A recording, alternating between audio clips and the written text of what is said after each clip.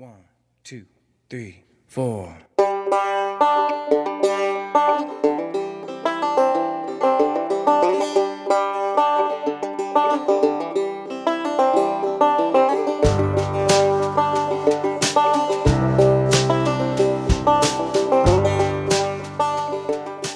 Where arts and culture summits the airwaves, this is the Nine Rails Arts Podcast.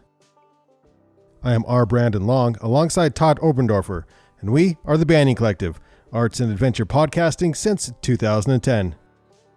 This episode includes an interview with Sara Toliver, CEO and President of Visit Ogden, along with Kim Bowsher, Director of Ogden Downtown Alliance. Sara and Kim are helping to lay the tracks for the 2019 Transcontinental Railroad Sesquicentennial celebration. With the connection of the Union Pacific and the Central Pacific, along with other rail lines that went north and south of Ogden in the following years, Ogden was designated in 1874 as the junction location of the two railroad companies, earning its nickname Junction City. 150 years later, Ogden is celebrating this iconic event with the reenactment of two steam locomotives meeting at Promontory Summit and the Ogden Union Station. Eastbound and down, loaded up and trucking, but we gon' do what they say can be done. We got a long way to go, and it's short time to get there. Hey, I'm eastbound, just watch old bandit run.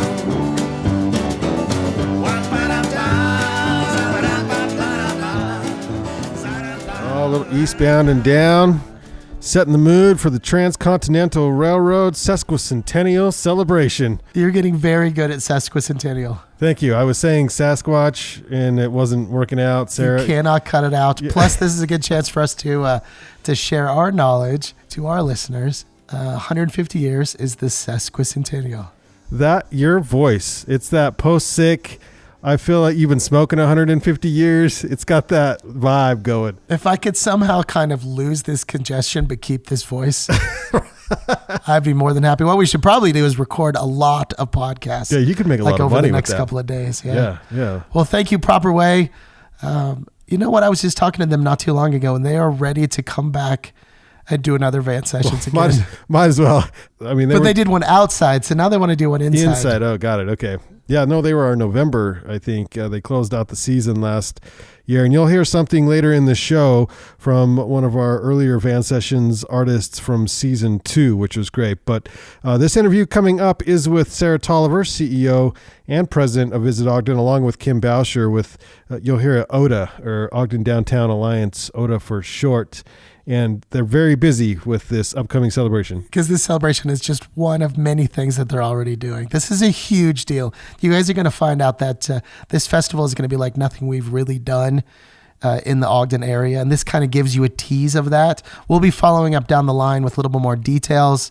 I have lined up already. We're going to talk to Christy McBride about Ogden City once we get a little bit more specifics. But this is a good episode that lays the tracks.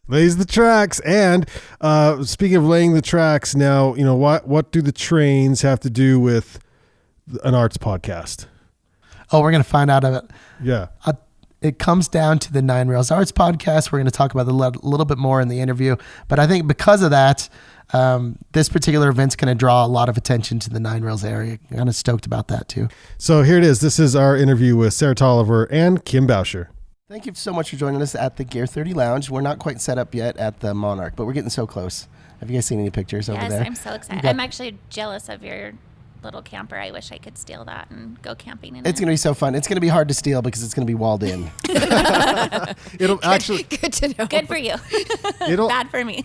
actually be behind glass. Very behind cool. glass, yeah. So it'll be like a booth. Like a ship in a bottle. Yeah, it's going to be in one of the studio awesome. spaces. I think once we get everything set up, it's going to be a very cool hangout spot. But we're almost ready, but not quite. We have started kind of activating the space with the van sessions. We did that for the first time this last month, and we'll do it again this coming one. So anyway, joining us today is Kim Bowsher with Ogden Downtown Alliance, amongst other things, and Sara Toliver with Visit Ogden, two ladies that we know very well. You have been involved with our podcast for a long time. I think that probably within the first couple of years, I would imagine, at least with you, Sara, I think with so. outdoor adventure program. Yeah. So I think today our goal is to talk about train stuff and train events, right? And I think because of our namesake that this upcoming event, which is coming very soon, not like nervously soon, but maybe like a little bit. The countdown is definitely on. Well, let's wait. I want to hear the name of the event so I can say it correctly the rest of the show. You might have to practice. I know. I've been saying Sasquatch a lot, That's and I don't not think right. that's correct, No, right? That's more in line with the Yeti Bash next weekend. Okay. See, that's not close at all. I lived up in Detroit when I was younger, and I was up there when Michigan was doing its Sesquicentennial up there. There So you I go, got that Todd. down. Nice work. Nailed it, yeah. So I got that down pat, yeah. It's longer than that because it's the sesquicentennial of the Transcontinental. Transcontinental Railroad connection. We are just saying the 150th is easier. The 150th is the Yes. Okay, so the 150th is coming. It is. That's how we the can promote it. 150th Okay. anniversary, yep. Okay, and so let's start on a bigger scale, like the Utah events. And there's a group. I say it's a group. It's the Spike 150, right? Yes. And who's putting that one together? So the Spike 150 Commission was actually established by the legislature. It's chaired by Doug Foxley and Spencer Stokes, and then they've hired a team to help produce the event. So they are responsible for a couple of pieces of this. The whole event is in Ogden is May 9th, 10th, and 11th. But May 9th and 10th are the big days, I guess you could say. May 9th is the day that we'll be celebrating in Ogden, and May 10th, while we will still be celebrating in Ogden, the Spike 150 will be producing events up at Promontory Summit. So the Spike 150 group has been tasked on working with Union Pacific to put together the programming elements, if you want to call them that, and then we're putting together the community celebration pieces. So on May 9th, they're responsible for the program surrounding UP bringing in the 2 steam engines that will be coming nose to nose. The Big Boy has been fully refurbished, and it'll be the largest steam train project. And it will come in and meet the 844 nose to nose. That was Big Boy the actual name? Yes, it's Okay. the 4014, but it's called the Big Boy. And they'll be coming together nose to nose, which, as we understand, is the first time that has happened, and here at Union Station. And so the program will take place. There's a lot on the south side of Union Station that the city is in the process of preparing for this event, and it'll happen there. And there will be the CEO of Union Pacific will say some words. There'll be a program surrounding it, and then they'll do basically a reenactment of that photograph from the joining of the railroad, that we've all seen, the champagne toast and all of that. And then the steam trains will move from that site to behind Union Station. And then on the 10th, we can get into the rest of the events going on in Ogden in a minute, but Spike 150 will be producing a similar type of event up at Promontory, where they will use the trains that they have stationed up there all the time, do another reenactment of the coming together, do the champagne toast and photograph. But up there, they will also have a number of displays set up and other programming that will take place around the site on that day. Well, you had me at champagne toast, so yeah, I think we're in. I like all the information blurred right after that. That's good. Focus on the important parts. If you're familiar with the trains down at the station now that are on display in the Railroad Museum, Not nearly enough. that big giant black train that's there that you stand next to and you're not even as tall as a wheel, that's the category of train that we're talking about coming back in. It is a big boy. So it's a big deal for train people. How is it, like, say, younger generations who weren't able to participate in that? Why is it a big deal for everyone to come out who's locally here in Ogden? I think it's super important to recognize what a monumental piece of history this is for our community. And I think, our generation and younger generations tend to take for granted the impact that the train economy had on not only our community, but northern Utah and the world. And I think it's a really great opportunity to come back and understand, how we really got our start as a community and what led us to flourish and thrive for so many years. And I think still gives us that laid the foundation for that grit that we all still are so proud of having here in this community. And so, a lot of the programming that Kim can talk about that's going to happen during the community celebration part of the event will really focus on that historical element and the impact it has had, like I said, on our community in northern Utah and the country, and how that has transformed who we are and how we progressed as a community. There's many towns littered throughout the West that if the trains left for whatever reason, they turn into ghost towns. For sure. Ogden was able to maintain and stay, and it was the crossroads of the West. And those of us who are from here, I think, probably have some kind of connection. I mean, my grandfather worked for Union Pacific on the trains, and I've been hearing a lot of those same stories from other community members that, somewhere down the line, someone that they were related to, the trains were a significant part of their families or why they were here, or they've got a history attached to that as well. So you're throwing a party, is that right? Yeah, so with all of the activities happening through the Spike 150 Commission up at Promontory and Union Pacific bringing the trains back here to Ogden, we're expecting a huge influx of people, and we wanted to make sure that we were using this as an opportunity not just to absorb all of these visitors, but to really put our town on this showcase and be able to invite our community to celebrate and really find that, like Sarah's talking about, the history here and finding pride in place in terms of our history. But one thing we were kind of worried about too is that we don't want Ogden to be seen as this point in time historical, artifact. And so with the Sesquicentennial, it's a great opportunity to invite our locals, but all these visitors to come downtown and experience the history of Ogden, but leading into the present and then the future. And so, we're doing a 3-day event. We're going to be closing historic 25th Street and also part of Wall Avenue, which would be a little bit of a zoo. From Washington down? It will be from Union Station up to Grant. Okay. So those two blocks of 25th Street. When was the last time we closed Wall? Has that been done? I think we closed it during There was the Olympics construction. when we did the torch run. And if those of us who are around, I think Huey Lewis in the News performed on a stage in the middle of Wall. But that is the only time I recall Wall being closed. Yeah, other than maybe some construction projects. Yeah. I think I was living in Salt Lake at the time. I didn't know that you had Huey Lewis up here. I did. It was... That's kind of cool, yeah. No, I forgot about that. I was a big fan of Huey back in the day. Me and Huey were bros. But I did listen to his music.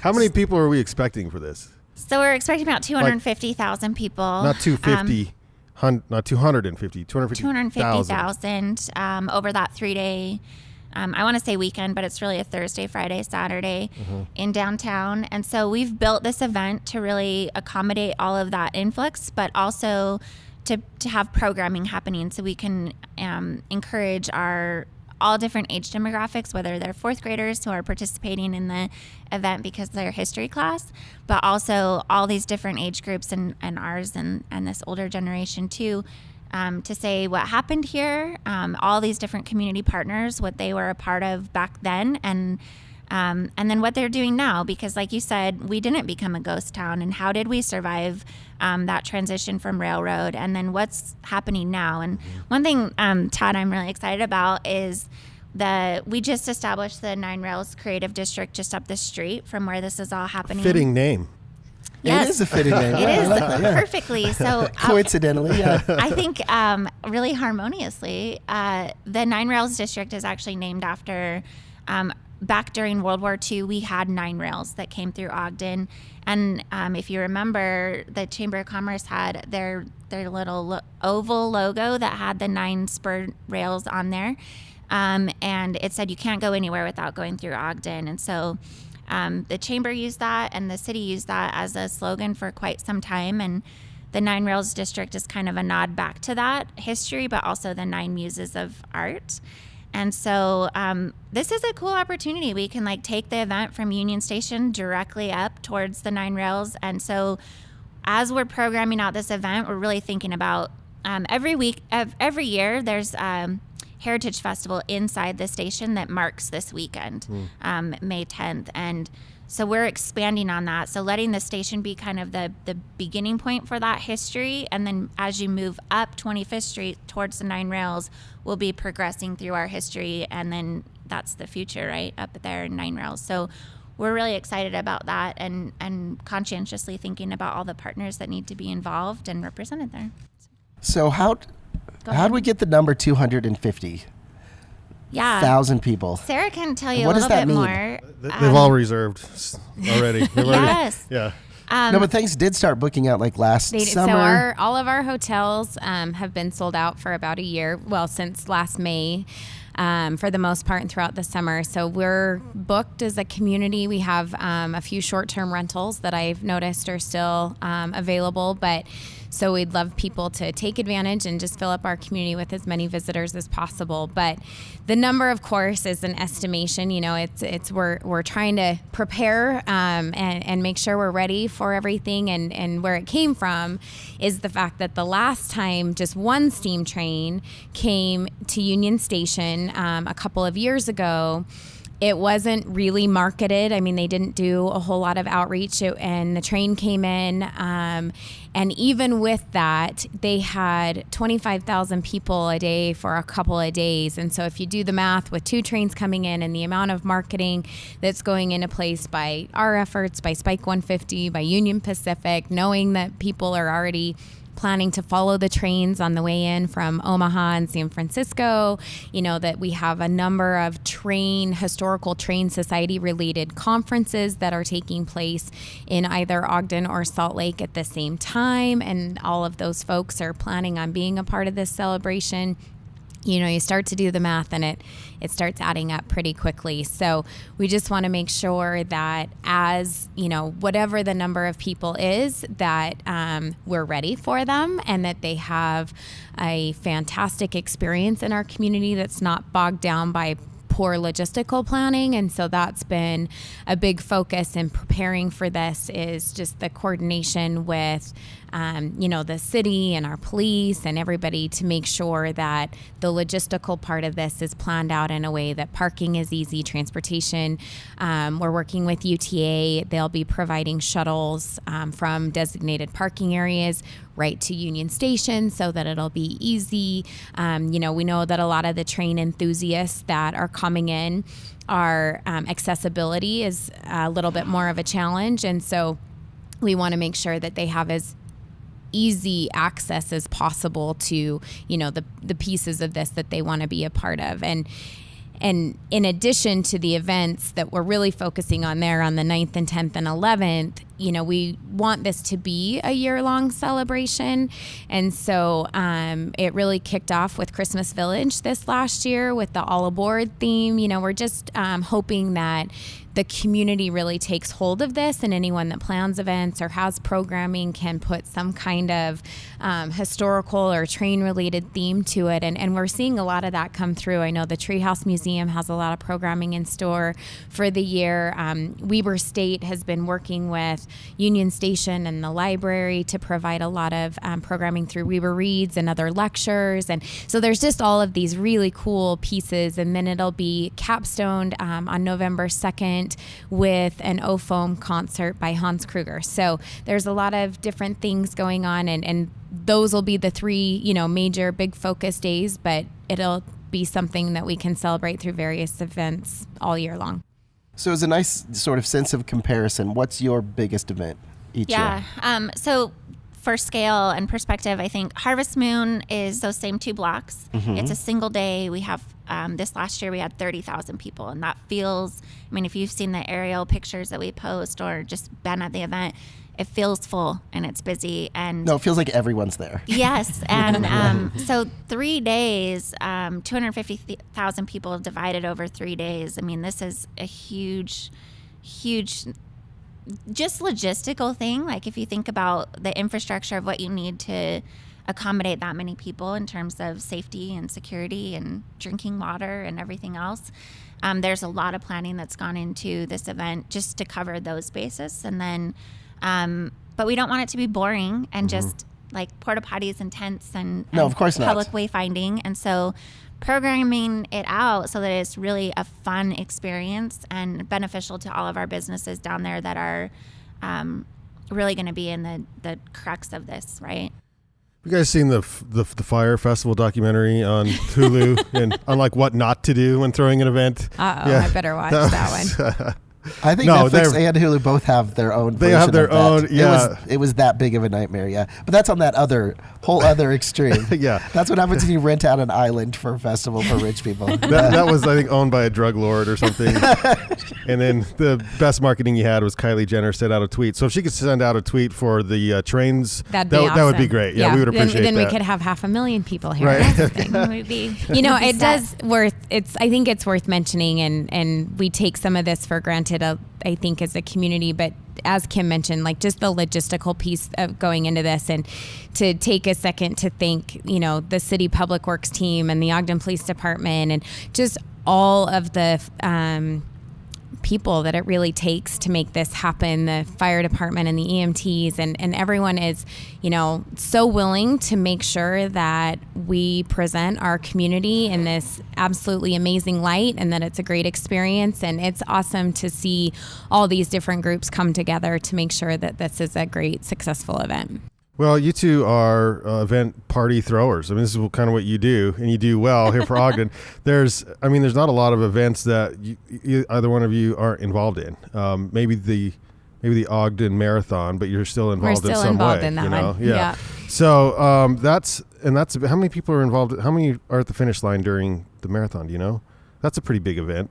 I think the event we usually, I think Jenny from the Goal Foundation, they get just under 10,000 runners, and it depends a little bit on the weather year, but on those sunny, beautiful years that we typically have, I think they can get 10 to 20,000 people down, over the course of that finish time period. So it's a big event too. 30,000 at Harvest is huge. And then we have before that, when have we ever had 250,000 downtown? The Olympics?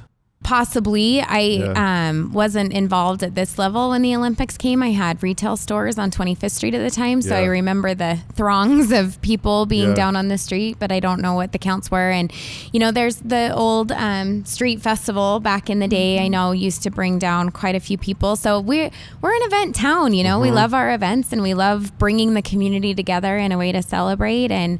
But this is definitely a big one. And, I think not only the number of people we're talking about, but the fact that this is a 3-day event, extends it out. When we had the Temple open house, we expected, a lot of people coming through, but it was a 6-week time frame. And so they were spread out over a much wider period. And to throw a 3-day event is fairly exhausting, and but will be, a great experience and opportunity for everyone to come down. And that's the reason for the Saturday portion too, because it's early May, the kids are still in school, so we hope that our families, our locals, will make sure that they've had a chance to bring their kids down or, bring their families down and come experience it as they have the time to. What can you tell us about programming at this point?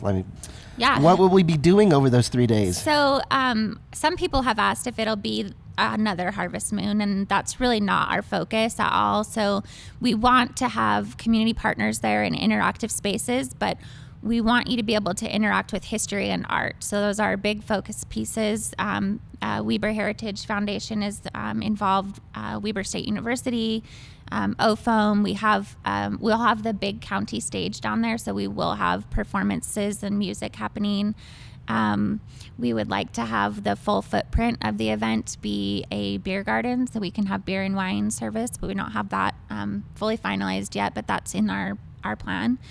You got to be 30 days out. That's all I know. There you go. You got it. That's right. But one thing I think too that if I can interject, is I think sometimes the economic impact of events in our downtown is really overlooked as well. And farmers market happens for the summer market happens for 13 weeks, and we have about 10 to 12,000 people on average every Saturday. And that drove $2.4 million in economic impact. The marathon has a huge economic impact over a single weekend. an event like this, some people are like, oh, it's going to be a nightmare. You know, I should go out of town during this, like people who are local. And that's a really unfortunate attitude, I think, to take, because it's an opportunity to be a part of, I mean, this is history. You are a part of history, celebrating the past and what's happening here today. But it's also just like such an awesome opportunity for these businesses that we have downtown. And if you think about the scale of that impact, that economic impact to our core, what that means for us in capacity building beyond this event is huge. So, I mean, it's a really exciting, I'm excited. I'm not a huge train enthusiast. My children are, but just the opportunity to really put Ogden on this platform, it is, I think, on par with what the Olympics was at one point too. So it'll be a cool thing to be, sideline and witness to. It has been, we joke a bit, but it has been fun and interesting too. We get a lot of calls in our offices. I know we're both getting them from folks, looking for information about the event who were either railroad workers in the past or have history with the railroad, or were here for the 100th celebration or whatever, and want to recant their stories or their affiliations with Union Pacific and the history here, and they can talk for a long time and tell some pretty cool stories. And I just think, like Kim said, it's a really unique opportunity to just appreciate our history and our past, and really learn about the impact and hear some of these stories from the people that were touched the most by it. It's pretty cool. Where do we find all that information? It's all coming together. So on goldenspike2019.com. Okay. Is our website that we are using as a community in collaboration with Box Elder County to talk more about what we said earlier about those kind of community-based events and all the year-long activities that are going on. Spike 150 does have their own website, spike150.org, and they also have a calendar because they are also pushing for year-long activities. And so there's a number of events happening down in Salt Lake and other areas as well. So they've got the full calendar, all of our events, plus those additional ones. So I would recommend, to anyone to be checking those out pretty regularly, because the information does continue to evolve on a daily basis, and we'll be updating that every day. And so as more and more information becomes available, I know a lot of people have been asking about, access and how they get in, and if there's a ticket, or, especially with some of the events happening up at Promontory. And it will be a free ticketed event. And so, but Spike 150 hasn't released the details yet on how to secure a ticket. So a lot of that will be developing every day, and we'll just make sure all that information is updated on that goldenspike2019.com site. What are you going to be doing Wednesday night before the event? Probably moving barricades. I was going to say, meeting, not sleeping, I'm guessing. Porta potty deliveries. Yeah. Porta potty deliveries. That's probably the best job there is. I mean, it's very event. glamorous work that we do. So that goes very unappreciated. And it's like the thing everybody looks for. They get there and they're like, I got to go to the bathroom. Like, where's the porta potties? Yeah. They're a very important piece of every event. You at least have to know where they are. Trash cans and porta potties. And then it's where's the beer and then which requires a porta potty again. Yep. Yeah. And then it's like a circle. They're ready to party. Yeah. They're like, where's the trains? Let's do this now. Yeah. We got all that stuff out of the way. Let's go check out the trades. Yeah. Actually, another piece that I should mention, because I think talking about the tickets up at Promontory, for anyone who has actually been up to the Golden Spike Historic Site, super cool experience, but that the space is fairly limited. And so the admittance up there will be limited as well. And so for those who don't want to try to battle that, or aren't able to get a ticket, or whatever the case may be, we will have LED screens downtown so that those that can't see up close and personal the events happening here on the 9th can see it projected on the screens. Cool. And then also Spike 150 is having the events up at Promontory simulcast so that it can be shared with the 4th and 7th grade state history classes. So we can tap into that feed and also show it here on 25th Street or in the plaza at Union Station. So if you want to come, be able to watch that and see that, if you're not on site, you can come downtown and watch it on the screens there. Oh my gosh, there's so much going on with this. What can we do sort of as a community? What can Braden and I do? What can we do? Yeah, but as far as what's in place, what are you still looking for? What sort of community partnership do you still need? There's probably two really solid ways to be supportive. One, if you're in the Ogden community, our greater Ogden area, and you're putting on some of those events that are tying back to this theme of the history, you can add your event to that calendar feed at goldenspike2019.com. And if you're any of the Trumba users in the city, you can now select Spike 150. You can select the 150th as a calendar layer. So if you're familiar with that. But this is a significant build out of an event. And in some ways it's sort of happening to us. Like, it's not something that we just have capacity for in our budgets and staff. So we definitely need community support in terms of funding.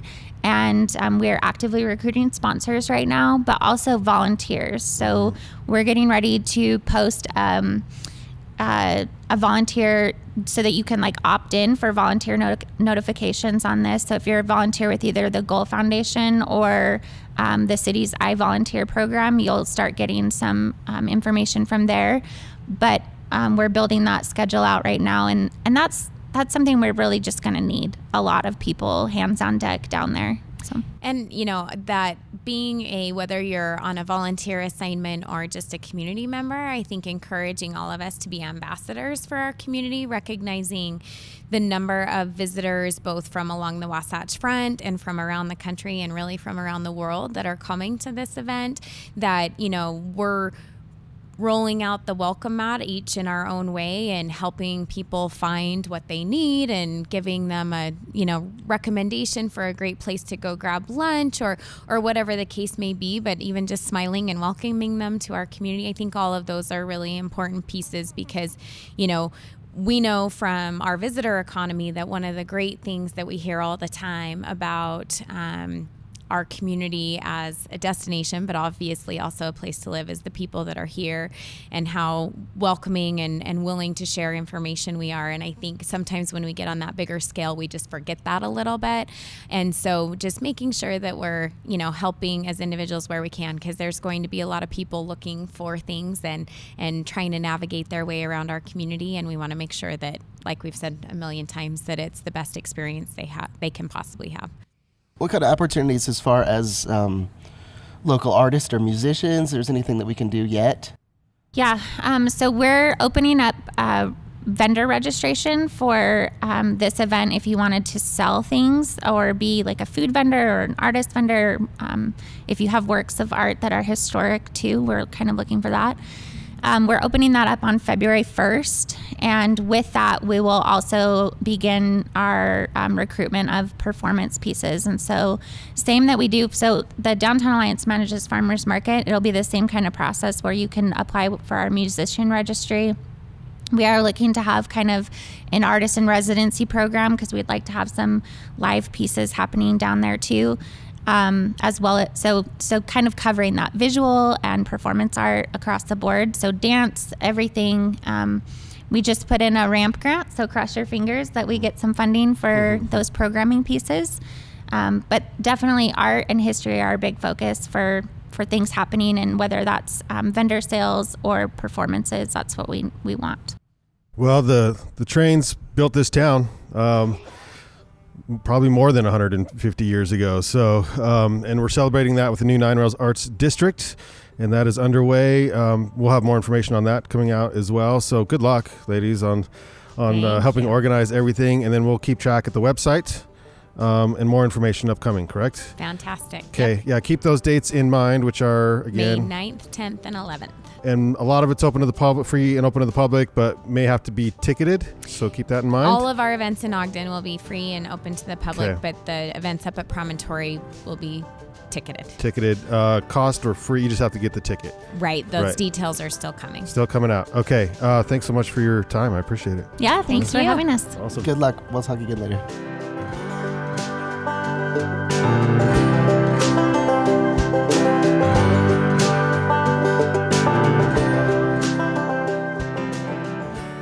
So I got this sexy voice today, so I'm going to get things started. So put a bow on it. That's a wrap. Okay, go ahead. You can start. For episode 11 of the Nine Rails Arts Podcast, produced by the Banyan Collective, arts and adventure podcasting since 2010. Do not miss an episode of the Banyan Collective's Nine Rails Arts Podcast as we explore what it means to be an adventures creative in 2019. Hear the stories of Ogden's new Nine Rails Creative District, including those of the district's epicenter that is now home of artisans, designers, and creatives, which is the Monarch Building. Follow the Nine Rails Arts Podcast on Facebook and also on Instagram at the number 9 for Nine Rails. Search the Banyan Collective on iTunes, Stitcher, and Spotify. This week, we'll leave you with a little something from our Van Sessions archives. This is from season 2, Naomi Harlan with her song, It's Fitting, The Wild Wild West. So I was just sitting here on 25th looking out the window, and I was with a friend, and we looked across and saw there's a pawn shop over there, and it has these big signs, and it says guns, gold, and diamonds. And he was like, that's a song right there. And I thought, yes, it sure is. So did a little digging in the history of Ogden and 25th Street, and even went up to a couple of cool sit downs to learn a little bit more about it at Weber County, just up there at the Weber State University, and talked to the curator, Sara, up there, and she works with the special collections for people that come to her with stories that they have either from themselves or generations ago about Ogden. And so cool stories about, like the, brothels or the bootlegging or whatever. And so we chatted a lot about that. And then I wrote this song. So I named it The Wild Wild West. Awesome. So.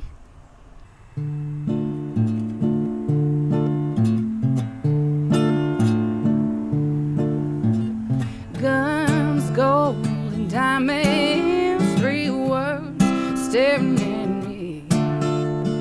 Walking toward the railroads down on 25th Street. Street lamps light the pavements where the brothels used to be. And every storefront's got a story to hide like you wouldn't believe. To the mountains, to the valleys down below. I've said all the oceans, walked along the sandy shore. Oh, call me an old soul, call me what you please, but the wild, wild west is where I feel at ease.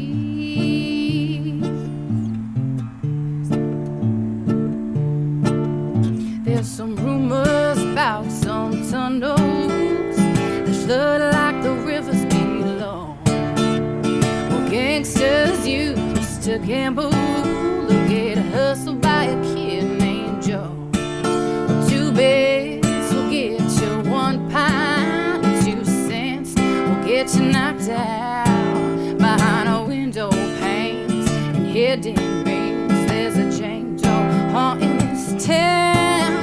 I've climbed to the mountains, to the valleys down below. I've said all the oceans, walked along the sandy shore. Oh, call me an old soul, call me what you will, but the wild, wild west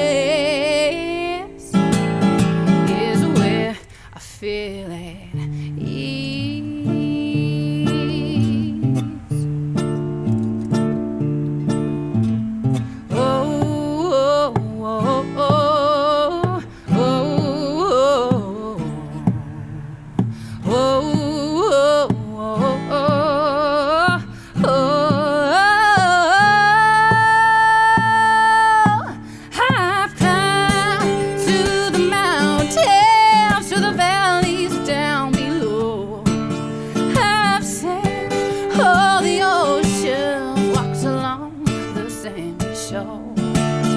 Oh, call me an old soul.